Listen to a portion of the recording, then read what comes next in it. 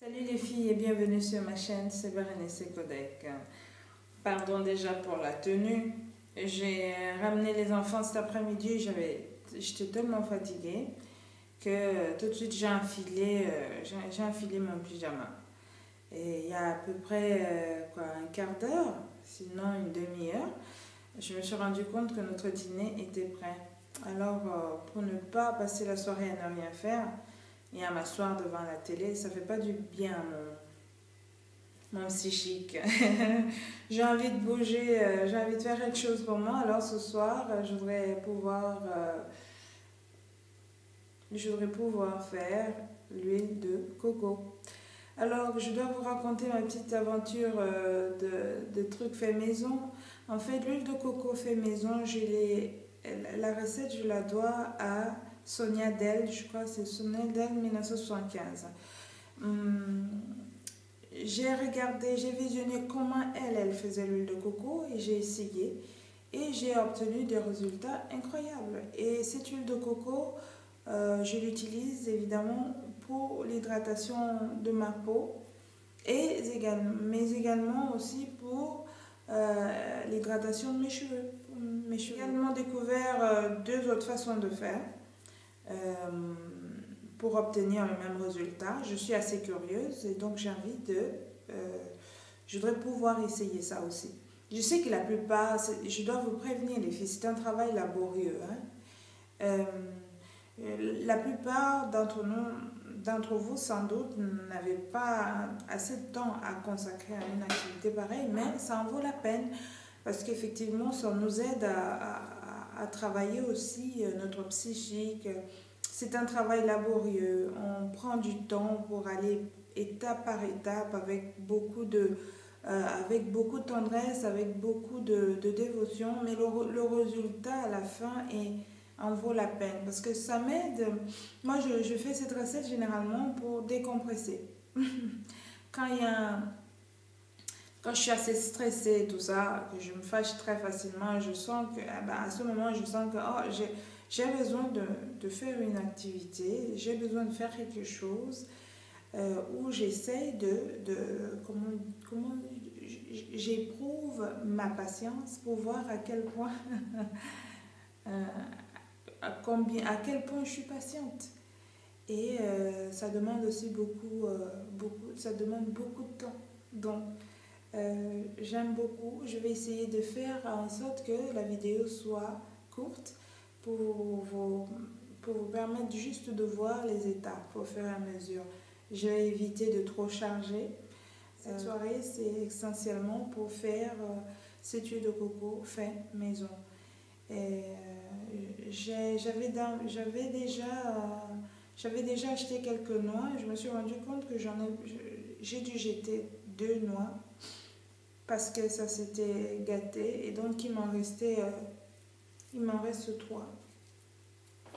Bon, ce que j'ai remarqué, si vous allez voir, il y a sur la noix de coco ces endroits-ci où c'est vraiment facile de percer. Alors, j'ai remarqué que pour les autres noix de coco avaient perdu de l'eau, alors j'ai jeté tout de suite, donc ce n'était plus bon.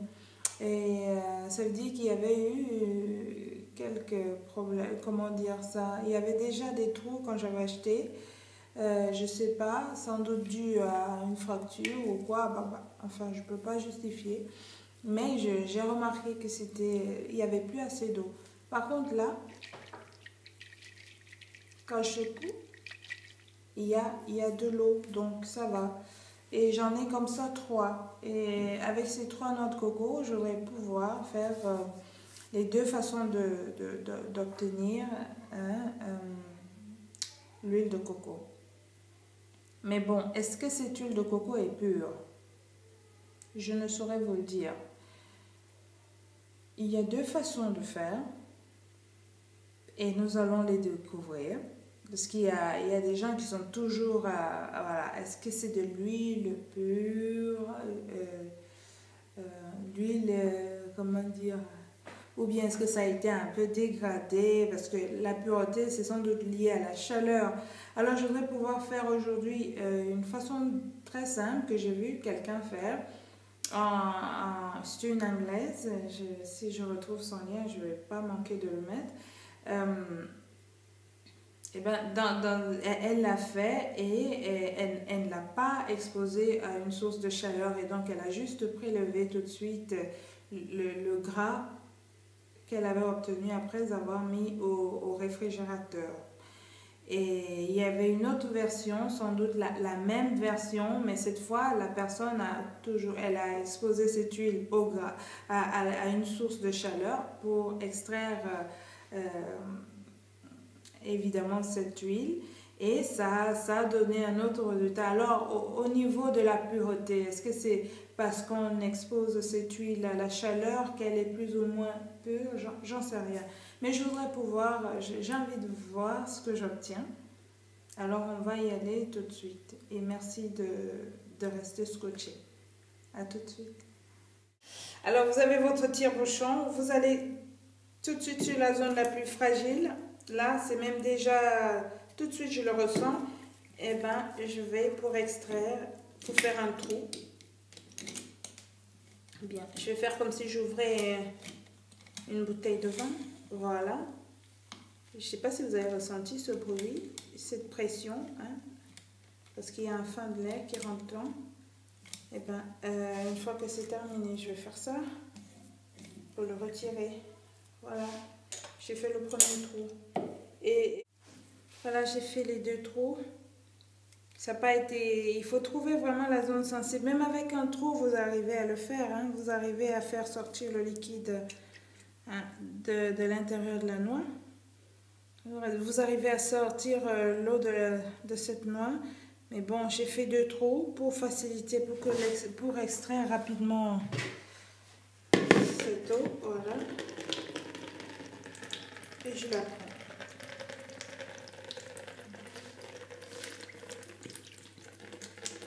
Ça sort beaucoup plus vite parce qu'il y a de l'air qui circule.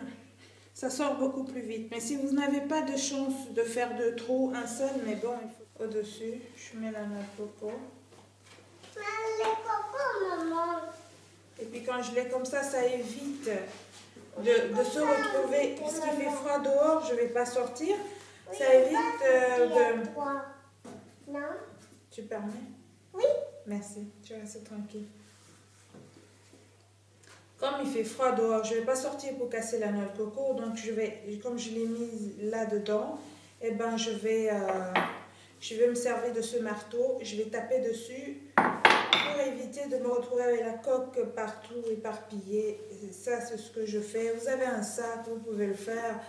Donc je vais simplement aller dans mon garage et je vais casser toutes les noix. Après, je reviens. À tout de suite. Voilà, j'ai cassé. À l'aide du marteau, j'ai perdu aucun... Voilà. Ma noix de coco.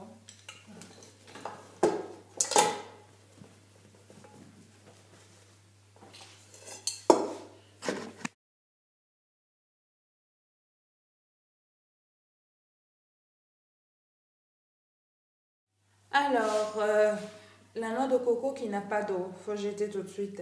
Ce n'est pas bon, c'est déjà gâté. C'est pas la peine. J'ai essayé de regarder ça, mais c'était pas la peine. Donc, la première solution est toujours la meilleure. Donc, c'était pas bon. C'était pas bon et je l'ai jeté. Sans regret. Parce qu'au moins, j'ai eu la confirmation que je n'avais pas dépensé pour rien. La prochaine étape... Je vais essayer d'enlever cette partie marron et ne récupérer que la partie charnue. Donc là, je vais faire ce petit travail. Voilà.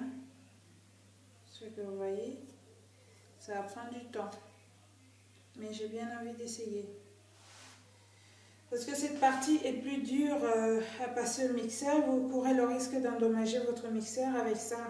Donc il y a plusieurs stratégies. Vous pouvez le faire comme ça, vous pouvez aussi le faire comme ça. Vous avez des super robots puissants. J'en ai un qui est super puissant, je l'utilise, je l'ai souvent utilisé comme ça, entier, c'est-à-dire sans enlever la...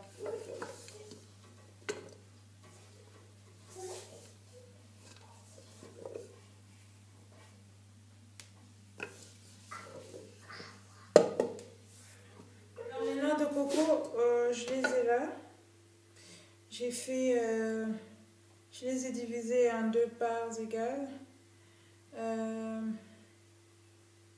Bon, peu importe les grammes, sincèrement, parce que je veux partir pour vérifier quelle est la méthode qui me permet d'avoir le plus d'huile de coco possible. Donc,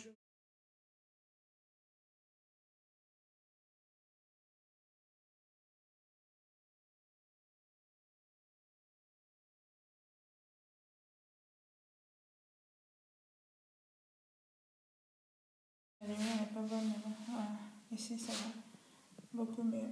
Voilà, voilà ma noix de coco. Voilà.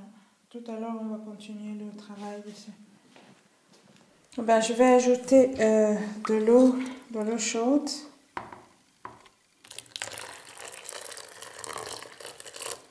Et voilà.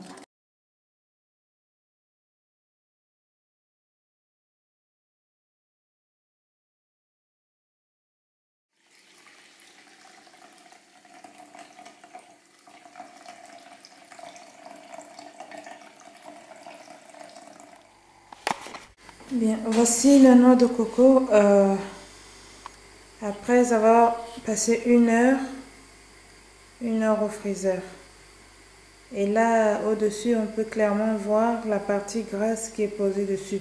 Moi, je pourrais appeler ça simplement de l'huile vierge, l'huile vierge de coco. Allons voir comment j'extrais ça. J'appellerais ça de l'huile vierge de coco, hein, parce que vraiment, il n'y a absolument rien dessus à part que c'est que de l'huile de coco. Alors, comme c'est dur, c'est solidifié, j'ai pris le papier, le rouleau ménager là, un sopalin, je sais pas, ça dépend, et je le pose directement dessus. Ça absorbe l'excédent. Voilà. Juste le bloc, je le passe là, voilà, je masse et je retire tout l'excédent liquide. Il ne reste que ça, qui est mon huile de coco vierge.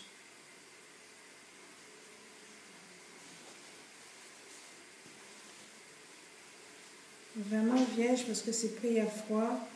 Ça a juste été extrait comme je vous l'ai montré. Et donc je me rassure dans le... J'ai mis la noix de coco. La voici. Voilà. Je vais essayer de faire en sorte que l'excédent d'huile reste là. L'excédent d'eau. En faisant comme ça, en principe, je devrais récupérer tout l'excédent en eau. Effectivement, ça ne sort que de l'eau en fait. Voici donc à la fin mon huile de coco. Extrait vraiment vierge. Il n'y a pas une goutte d'eau. Il n'y en a plus. Il n'y en a plus. Voilà. Voilà mon huile de coco. Incroyable. Je suis tellement contente. Voilà mon huile